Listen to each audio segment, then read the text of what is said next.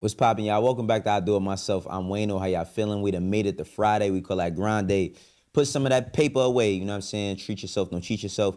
But be very mindful of your actions. If you like what it is that we do over here, hit that sub button, hit them likes, and run up that hype. Today, we are having a conversation about some shit I never thought I'd see ever in life. We can't call it a RICO, right? I think everybody likes to throw the name RICO around whenever the feds get involved or something or whatever. It's a group of people that get locked up. But today we talking about Chauncey Billups, you know what I mean, Terry Rozier and Damon Jones, and just the NBA overall. See, the one thing about the feds is that the feds play games just like everybody else. They've been investigating this for the past 2 years. NBA season starts, they hit on day 2. You know what I mean? They hit on, well, day 3 now. You know what I mean? They hit on day 3. And I'm gonna keep it 100. I'm extremely disappointed as a fan. The NBA is like one brand or a league that I myself had always, ever since a kid, wanted to be associated with. You know what I'm saying? Anybody who grew up like I grew up, we grew up on AI, we grew up on Michael Jordan, Kobe, you know what I'm saying, Magic, Bird. If you born in the 80s, grew up in the 90s, you know what I'm saying, Charles Barkley, Chris Webber, T-Mac, you know what I'm saying, Sharif Abdul-Rahim, Steve Nash, Shaq. It's too many people to name. Penny. And I felt like whether, you know, we was a part of the I want to be like Mike campaign shit when we was growing up, we had like dreams and aspirations of being in the NBA, especially when you get older. It's like some sort of way. For myself, I've been trying to get into sports. I was trying to break into sports for a long time, trying to see if I could manage, athletes. Didn't work out for me. I'm fine with that. But to see something like this happen, especially to somebody, specifically Chauncey Billups, because Chauncey Billups, it's not like he not active. He is the current coach of the Portland Trail Blazers. I'm going to say it again. He is the current coach of the Portland Trail Blazers. No Umar. We don't repeat ourselves 3 times. All right, but, let's just go through some of Chauncey Billups' earnings. Right now, currently, it's estimated that he makes $4.7 million as the coach, you know what I mean, of the Portland Trail Blazers. But it's also, right, let's check out his earnings for his entire career. His entire career earnings is approximately $106.8 million. He was played for 17 years, and at one point in time, he was making $13.5 million a year. Also, let's go through Chauncey Billups' accolades, because you usually see shit like this with people who aren't the star players. Now, he might have not never been the face of the league, but he is a Finals MVP, champion. Also, let's just go through the fact that he had 3 All-NBA selections, 06, 07, and 09, and he made the second defensive team, you know what I mean, in 05 and 06, and he's a 5-time All-Star. So he has a very decorated career. My shit is, how the hell do you end up in a situation like this when you done made so much money and had so many things that you did right in your life, right? Now, I'm going to just go out there and say greed. First and foremost, I'm going to say greed. But the report says, you know what I mean, that they use X-ray machines built into tables to read face-down cards, contactless lenses and glasses, you know what I mean, to read the pre-marked cards, and secret cameras and card trades, because they also was running, this is what Chauncey Billups is alleged of. He's alleged of not shaving points, but he's alleged of, being in a gambling ring with the mafia. Let's go to some of the report and watch this, and then we'll come back and unpack it with some thoughts, because this shit is crazy. Director Rhea and U.S. Attorney Nacella, what we're announcing today is not just another takedown. It's the result of more than 2 years of coordinated investigative work by the NYPD's Joint Organized Crime Task Force and the FBI. 2 cases that exposed criminal networks led by 34 individuals who believed the rules did not apply to them. They hid behind layers of complexity, behind money, and behind influence, believing those things would shield them from accountability. The first case, Operation Nothing But Bet, exposed a gambling ring built around professional basketball, where players and associates allegedly used inside information to manipulate prop bets on major sports betting platforms. They placed wagers on unders on players to score less, rebound less, assist less, using information that was not yet public. But others close to him know that he planned to leave the game early with a supposed injury. Using that information, members of the group placed more than $200,000 in wagers on his under statistics. Rozier exited the game after just 9 minutes, and those bets paid out, generating tens of thousands of dollars in profit. The proceeds were later delivered to his home, where the group counted their cash. As the NBA season tips off, his career is already benched, not for injury, but for integrity. As a result of this investigation, 6 defendants, including Rozier, are now facing conspiracy to commit bank and wire fraud. In a second case, Operation Zen Diagram, investigators uncovered a long-running scheme in which members and associates of several well-known organized crime families rigged high-stakes poker games across the country. These operatives included capos and multiple deliberate, technologically sophisticated operation designed to carry out their crimes. They used custom shuffling machines that could read the order of cards, barcoded decks, and hidden cameras built into tables and light fixtures. The organizers also enlisted well-known public figures, former and current NBA players and coaches, including Chauncey Billups, the head coach of the Portland Trailblazers, an NBA champion and a Hall of Famer, to make the games appear legitimate. Victims believed that they were sitting at a fair table. Instead, they were cheated out of millions. One victim in particular lost $1.8 million. In total, losses exceeded $7 million and continue to climb. And when people refused to pay, these defendants did what organized crime has always done. They used threats, they used intimidation, and they used violence. It's the same pattern. It's clear that young people is not the only ones thinking that they living in a fucking movie. $1.8 million for one person? $1.8 million from one person? Then they using street tactics and all. What's going on? This is not nothing that anybody could have predicted we'd have seen happen in this calendar year. On a daily basis, it just seems like it's too much going on. Now, these things are alleged, right? But a 2-year investigation from the feds into something like this means something may happen. But who could forget Terry Rozier bum ass? And the meter's still running, which is...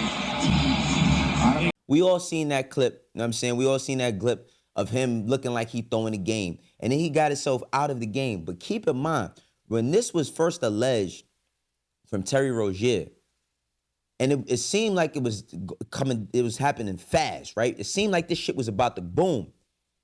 He got let off of it. Get a lifetime ban on prop betting, I believe. And then Terry Rozier, I believe, had an investigation, but then that thing disappeared. So hopefully he has been cleared. And if that is the case, hopefully we know that and we can tell the world about it. It's happened in football. Terry Rozier, as of right now, it has been cleared. I mean, he finished the season with Miami. There's really nothing really active as of right now with him. That's good. That's good news. The NBA spokesman Mike Bass did give a statement to me yesterday. He said that the league is cooperating with the federal prosecutors. So the league essentially, I mean, this is a federal matter now. Like this is in the hands of the court. This is a federal matter. We talking about current NBA players. Yo, I cannot believe that Chauncey Billups is involved in something like this. It's also said that Damon Jones, he was out here giving them information, dropping dimes on niggas. LeBron was reportedly the player Damon Jones used inside info about before a February 2023 Bucks versus Lakers game. Jones allegedly told others to bet on Milwaukee after learning LeBron would sit out with an ankle soreness before it was on the injury report. What are y'all niggas doing? I swear to everything. People dream of the opportunity to not only be in the NBA, but work with the NBA. One, because it's like, just childhood shit. But another is they got so much money. But one thing about this gambling shit, it's a lot of ways to slice it. Because on one hand, gamble responsibly. People treat gambling the same way they do as drinking. You know what I mean? Like, gamble responsibly. I remember I used to work in a sneaker store, and I used to run a lotto machine. And I remember reading a lotto ticket, and it had like this not a disclaimer. It basically had like a hotline you could call if you was having trouble and shit. Now, it's been numerous players that's been caught up in betting or gambling scandals. You got everybody from Antoine Walker to my motherfucking favorite, Michael Jordan, right? Michael Jordan, and we've all heard the stories about him and his gambling problems. Imagine Michael Jordan in this era, though. That would be crazy. As far as the gambling, like that should be crazy, where you could bet on yourself. Here's a little bit more context, in the report from the feds. 2019, the defendants in this case orchestrated a scheme to use wireless cheating technology to run rigged poker games across the United States, including in the Hamptons, Las Vegas, Miami, and Manhattan. The scheme targeted victims known as, quote, fish, who were often lured to participate in these rigged games by the chance to play alongside former professional athletes who were known as, quote, face cards. The so-called face cards included the defendant Chauncey Billups, who at the time of the scheme was a former NBA player and is currently the head coach of the Portland Trail Blazers, and also Damon Jones, a former NBA player and coach. What the victims... So they basically was drawing niggas in by saying, yo, come over here and play. You're going to get a chance to play with Chauncey Billups. Of course it's legit Chauncey Billups playing, but he in on this shit too. Let's keep watching the report, though. At the table, and that person at the table was known as the quarterback. The quarterback then signaled secretly the information he had received from to others at the table, and together they used that information in order to win their games and to cheat the victims. Defendants used other cheating technologies such as poker chip tray analyzers, which is a poker chip tray that secretly reads cards using a hidden camera, special contact lenses or eyeglasses that could read pre-marked cards, and an X-ray table that could read cards face down on the table. What you see depicted on the screen right now is an example of the X-ray table that reveals the card. This is crazy. So they basically was doing the same shit in casino. That shit is wild, man. All right, let's watch a little bit more about this report. Let's just watch it. The fish didn't know is that everybody else at the poker game, from the dealer to the players, including the face cards, were in on the scam. Once the game was underway, the defendants fleeced the victims out of tens or hundreds of thousands of dollars per game. The defendants used a variety of very sophisticated cheating technologies, some of which were provided by other defendants in exchange for a share of the profits from the scheme. For example, they used off-the-shelf shuffling machines that had been secretly altered in order to read the cards in the deck, predict which player at the table had the best poker hand, and relay that information to an off-site operator. The off-site operator sent the information via cell phone back to a co-conspirator, the fish. Poker chip card readers, X-ray tables. These niggas was using all their resources for evil. This shit is crazy. But y'all remember Gilbert Arenas got caught up in this. And one thing about Gilbert Arenas' situation that's really unsettling is this. He gets caught up in this because allegedly one of the houses that was used within this whole shit is a house that he owns, and the Russian mafia or some sort of mafia was using it. They tried to wrap him into it. Now, Gilbert has since then said he wants to know if he could sue for defamation because they know, for all the information they know that he has nothing to do with the shit. But he definitely trolled, right? He definitely trolled and was playing them games, and this nigga don't take nothing serious. Look at this picture, man. He don't take nothing serious. Got that informant lunch special this morning.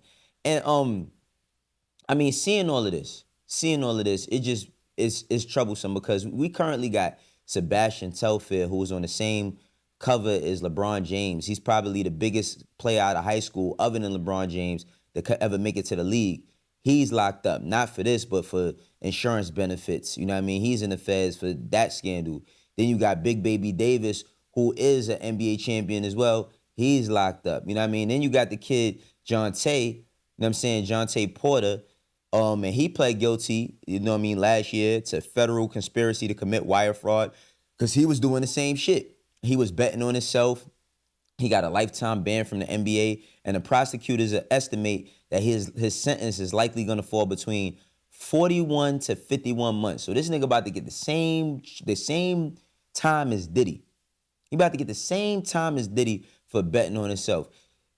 Let's just go through this last clip with Shams where he's talking with Charles Barkley, you know what I mean, about everything that's transpired, and we're going to wrap this up because this shit is out of hand. NBA dropped the ball. Now, you can make all the excuses saying they didn't have all the information that the FBI had, but Adam Silver can pick up the phone and call the FBI and say, hey, do y'all really have something? Because they've been, 2 years is a long time to investigate somebody, and he was cleared. So the NBA dropped the ball. Bottom line, yes or no? Well, Chuck, I'm told the NBA got access to Terry Rozier's phone. He had to forfeit his phone. That's the same thing Malik Beasley, from my understanding, has had to do with the NBA and with federal investigators. So Malik Beasley's player for the Pistons last year. He's a free agent now. He's undergoing an ongoing investigation with both the NBA and the federal systems, and he's had to forfeit his phone. But he was not part of this round of arrests. Terry Rozier also did the same thing. He gave up his phone in 2023. But yeah, the NBA didn't find enough evidence there. But the FBI is under no jurisdiction to have to share their information with the NBA. Clearly, the way this was done by Kash Patel and federal investigators that started in the Eastern District of New York, this was done in a silo. This was done closed mouth between all those sides. And I don't know how much they were able to share or even shared with the NBA. Ultimately, my assessment of this shit is only going to get worse. It's only going to get worse because the more that things like this happen, it's always a group of idiots that feel like they won't catch me. Now, to see, what Chauncey Billups is going through, him specifically, because he's the biggest name in all of this as far as a player because he's achieved so much. I ain't going to front. The shit is bothersome. Because I wonder why. Like, everybody likes to make extra money. You know what I mean? Everybody want to make a couple dollars. Everybody want to skim some shit off the top. Everybody want to kick back off of something. But I just can't understand, like, why jeopardize your freedom. You know what I mean? Because we ain't even talking about your job and all that. We talking about your freedom, my nigga. Like, for you to be an example of all the good that could come out of making it to the NBA, all the dreams. I mean, he got damn near everything other than a seasonal MVP. He got damn near everything. For him to be going through this is wild. You know what I mean? This shit is wild. It's like you got him and Terry Rozier. I mean, can't say that what I expect from him or not. He never looked like he was going to be one of the more promising players, even though me and one of my homies had an argument because I was telling him one time that I like Terry Rozier. I actually liked his game. You know what I mean? When he was with the Celtics, I believe. Yeah, when he was with the Celtics, I liked his game. But, like, now it's looking like y'all going to go to prison. It's looking like y'all going to go to prison. Now, there's a lot of conversation around Gilbert Arenas and people saying that he's ratting on people. He was trolling with that, but like I said before, he's since recanted them statements and shit because he understands and has some of his homies telling him, you got to stop playing because the more you play like that, they're going to come after you for something else. But what I wanted to talk about with Gilbert Arenas' situation is this. Because he has that situation hanging over his head, his YouTube channel, right, that he built, at one point in time, had 100-something thousand live viewers on his lives, was doing millions and millions of numbers on his videos. You know what I mean? He did a deal with Underdog, and he don't own the channel no more. They turned it from Gil's Arena to The Arena, so now they've reduced him to only doing the show for X amount of times a week. And I know that shit, like, it's a funny game to play because on one hand, Gilbert Arenas has been making money for a long time, but he was able to build himself as something different. You know what I mean? It's something that wasn't in the deck of cards for him, no pun intended. But he was able to build something, and now he doesn't even have access to that how he had before because he took that bag. And with that bag, they relinquished his ownership. Now it's not Gil's Arena, which he named. It's The Arena, and now they putting on a football show. They putting on more shit than his stuff. So is it worth it? Now, Gilbert Arenas, he's in a different position than a lot of these other niggas, but look at this in its totality. I'm going to keep it 100. Tupac said a long time ago, it's hard to be legit and still pay your rent, but I ain't no basketball players who's going to be doing shit like this. Y'all let me know what y'all think, though. This is I Do It Myself. For the ones that rock with me, you know how we do. And for the ones that don't, eventually you will. I'll catch you on the next one. Peace.